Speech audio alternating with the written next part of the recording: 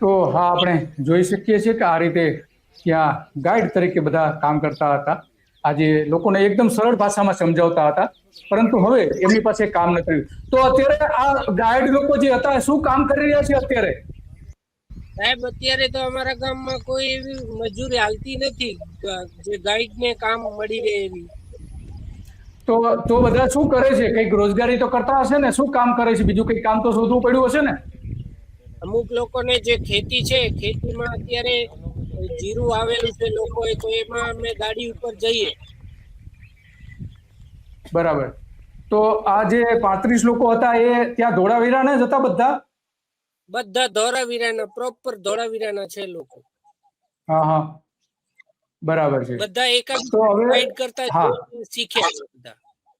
બરાબર છે. તો આ રીતે ટુરિસ્ટ જે આવતા હોય છે વિદેશથી લઈને દેશના તે ગુજરાતના બધા લોકોને આ રીતે સરળ સમજૂતી આપવામાં આવતી હતી, પરંતુ હવે એ સમજૂતી આપી શકે એવા કોઈ જ નથી. હમણાં વડાપ્રધાને કહ્યું હતું કે અમે ગાઈડ તૈયાર કરવા માંગીએ છીએ અને ગાઈડના કોર્સિસ ભારતમાં ચાલુ કરવા માંગીએ છીએ અને એને રોજગારી મળશે.